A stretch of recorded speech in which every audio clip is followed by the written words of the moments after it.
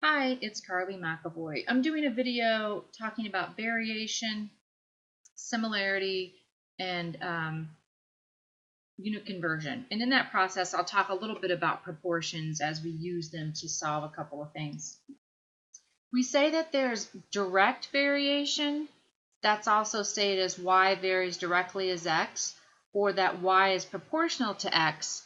If from the situation we can model it as y equals kx, where k is the variation constant. So that's kind of a very formal way to explain direct variation. What we're saying is if x goes up, that's going to cause y to go up proportionately because k is that constant proportion. So if we have x and we double x, then it's going to double y. If we triple x, it's going to triple y. And so it's going up in some constant is what I should say. So let's say for a good example that there's somebody named Tristan. He's working 35 hours one week and he made $385. The next week he worked 22 hours. What would he make that week? Well, we could answer that question. You might not talk about it as direct variation, but this is a direct variation problem. If we wanted to answer that, though, we'd have to figure out what the k was. Now, what's the constant in this? He's working different amount of hours. He's making different amounts of money. But what's constant in this problem is that he's getting paid the same from week to week, or at least we're going to assume that. So the k in this problem would be, what's he making? So if we take that formula, y equals kx, and we say, well, he made $385 the week that he worked 35 hours. And from that, we can figure out what k is because we can just divide both sides by 35. And we see that k is going to be 11. So 385 by 35 is 11. And so what does that mean? That means he's making $11 an hour. So then we can go back to that same equation and answer our question, which was, what's he going to make now that we know he's making $11 an hour and he worked 22 hours? Then we can easily see, oh, he's going to make $242 this week because it makes sense. When he worked 35 hours, he made more money. When his work hours go down, his pay is going to go down because that's a direct proportion. One goes up, the other goes up. One goes down, the other goes down. That's proportionate. In this case, it's changing by that $11 an hour. Okay, let's look at another example. And in that one, we saw that the hours went down, so the pay went down. Michelle ran 3.2 miles in 40.8 minutes. She wonders how long it would take her if she was to run 5 miles. Well, we're assuming that she's going to run at the same pace. So maybe she doesn't every day, but let's say that she does. So that means that what we want to figure out, what's the k, or what's that constant in this problem? She's running different amounts of miles. It's taking her different amount of time total. But what is the constant? And the constant is, what's she running? What's her time per mile? That's what would be the same. So we know that it took her 40.8 minutes when she ran 3.2 miles. She's not setting any track records here, people. We can see that. But we're not judging her on that. So 40.8 divided by 3.2 is 12.75.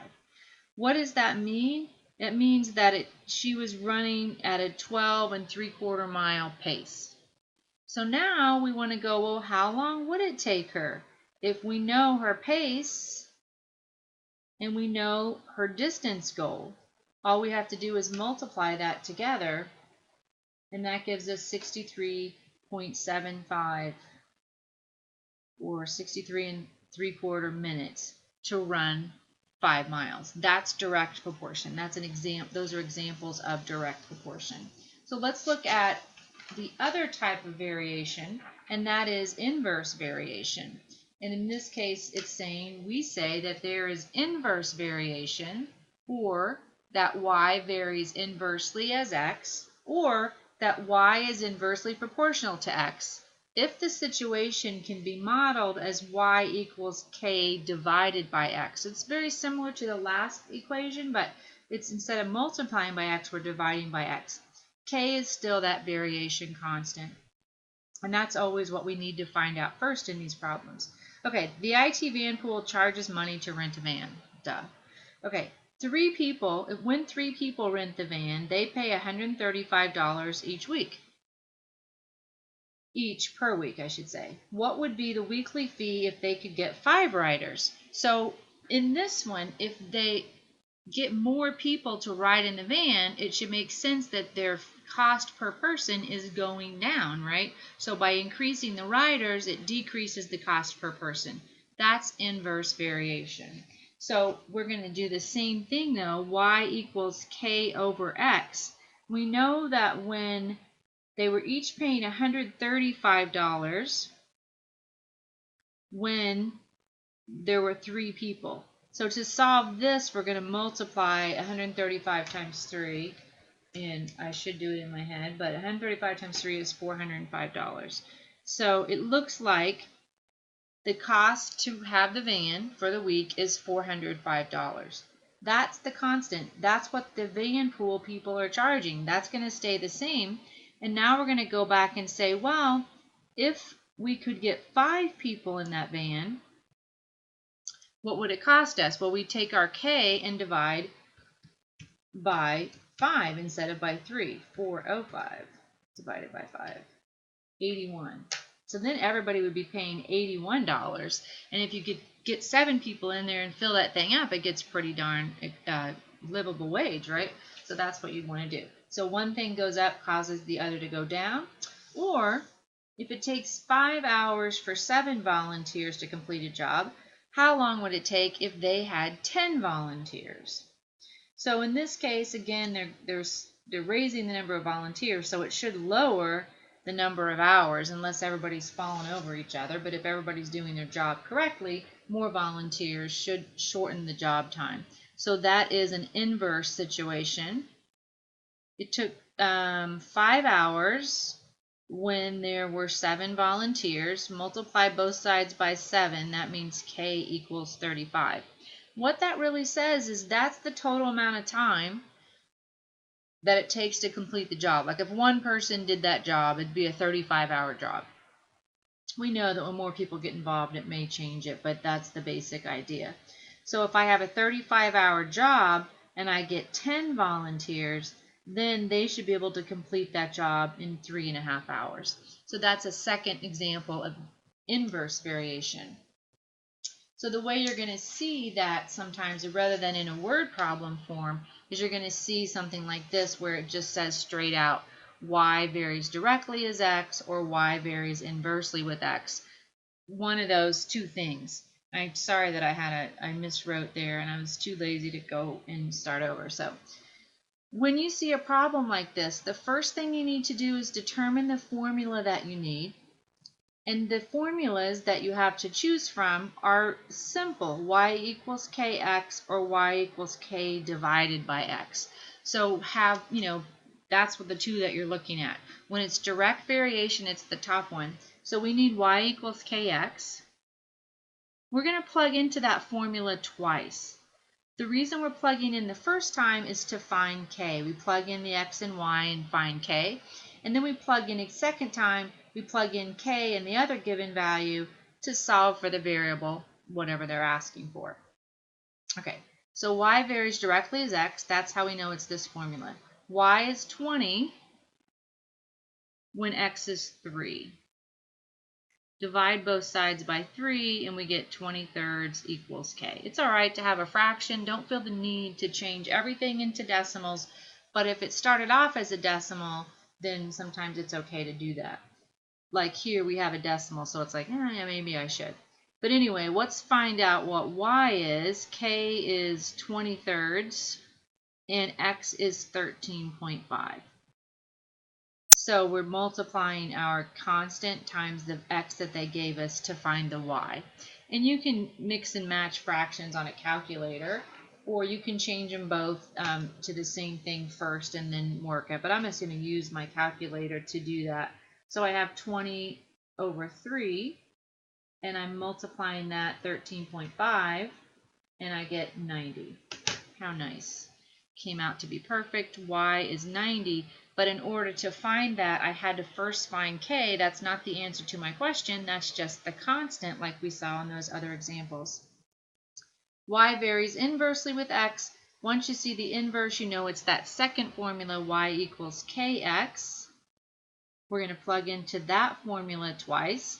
The first time we plug in the x and the y to find k. Y is 12 when x is 3/4. So since I'm dividing by 3/4, I'm going to multiply by 3/4 on both sides. 4 goes into 12 3 times, so that gives me 9. So k equals 9. And then I'm going to go back to this formula. I want to find y, and I'm going to say I know that k is 9. I know that x is 1/4. And that looks like 9 divided by 1/4, right? Which is 9 times 4, or 36. Does it make sense? Well, yes, because you see how 3/4 we went down and the 12 went up. This is like dividing by 3, and this is like multiplying by 3. They had an inverse relationship, so one going down, the other one goes up proportionally. So it triples, then it's going to be in 1/3. If it went down by 1/3, it's going to triple and reverse feeling. All right, that's variation.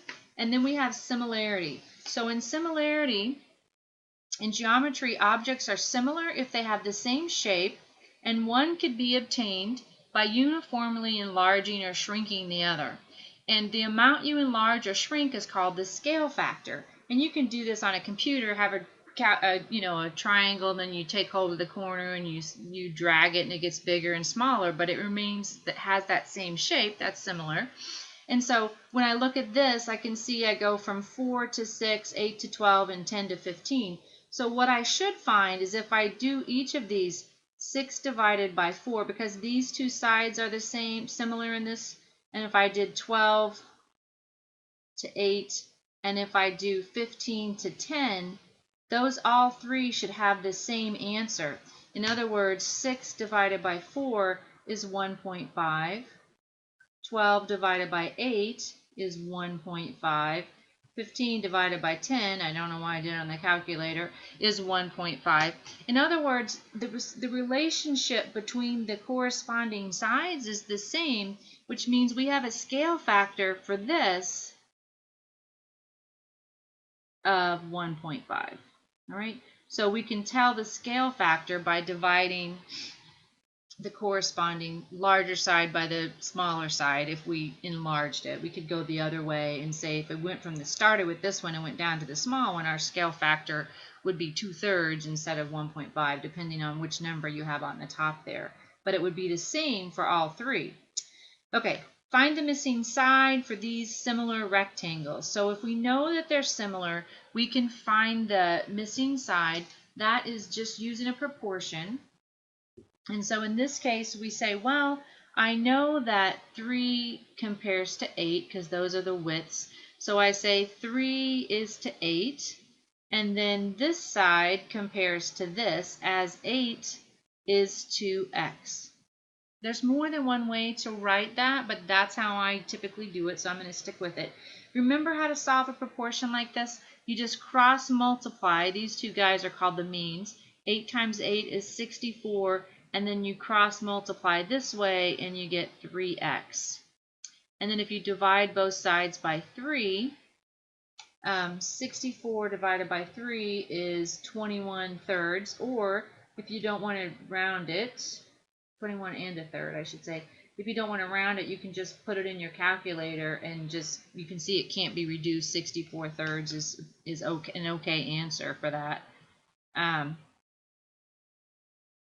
Or 21 1/3. You know, it's not so great to round, so I would like to leave it as a fraction if I was given that problem. If it needed to be rounded, probably your instructor would say round to the tenths or round to the hundredths or whatever.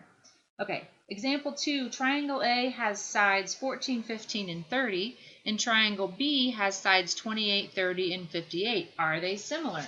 If they are, what's the scale factor? Well, if I take 14, which is the smallest side here, and compare to 28, I get 1/2. If I take 15 and compare it to the second side, I get 1/2. So far, so good. It looks like a scale factor of 1/2. But if I do 30 to 58, it does not equal 1/2. So no, they're not similar. They're not similar because they don't all have the same scale factor. That has to work for all the sides or else they're not similar. If that had been 60, then I would say that 30 to 60 is 1/2, and I'd say yes, they're similar, and the scale factor is 1/2. So if I went from the larger to the smaller one, actually, but yeah. Anyways, all right, let's move on. Conversions. Let's do this one. This is a pretty quick last piece there. The scale factor from, I'm just going to leave that. If you're going to something bigger, you're multiplying by a number that's greater than 1. If you're going to something smaller, you're multiplying by something that's less than 1. Okay, convert 350 quarts to gallons in quarts. There's 4 quarts to a gallon. So when I set this up, I'm going to do this using unit conversion. And that's because if you take science classes, you want to make sure that you understand what's going on there. So this is how they're going to do some conversions.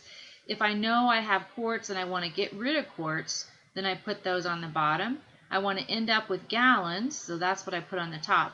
And I have 1 gallon in 4 quarts. So what happens, the quarts cancel, and I'm going to take 350 divided by 4,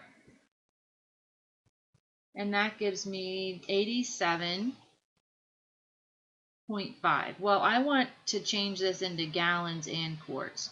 So obviously I have 87 gallons, but how many quarts? Well, I have half a gallon, and since there's 4 quarts in a gallon, then half a gallon is 2 more quarts. So that would be changing that into gallons and quarts. What about if I have 42 feet per second and I want to change it into miles per hour? Well, here's my feet per second, and I'm going to call that 1 second. So the first thing I'm going to do is work with the feet, and I'm going to say there's 5,280 feet in 1 mile. You can look up the conversions, or your instructor may have given you a chart with conversion, those kind of conversions. And then that's going to get rid of feet and change it into miles on the top, which is good. I also want to get rid of these seconds, so I'm going to do seconds, and I want it to go to hours. Well, how many seconds in an hour? There's 60 seconds in a minute, and there's 60 minutes in an hour. So 60 times 60 means that we have 3,600, seconds in an hour. And so now you can see what's happening. These seconds cancel those seconds, these feet cancel those feet, and it's leaving me with miles per hour, which is what I want. And on the top I have 42 times 3,600. And on the bottom I have 5,280. I don't know how I read that. It seems like I said 36,000 earlier. Anyways, 3,600. All right, 42 times 3,600 divided by 5,280. And that gives me, I'm going to round that to the tenths, 28.6. I'll say approximately 28.6 miles per hour. So that's somebody who's driving you crazy, driving through town super slow. Okay, 42 pints to quarts.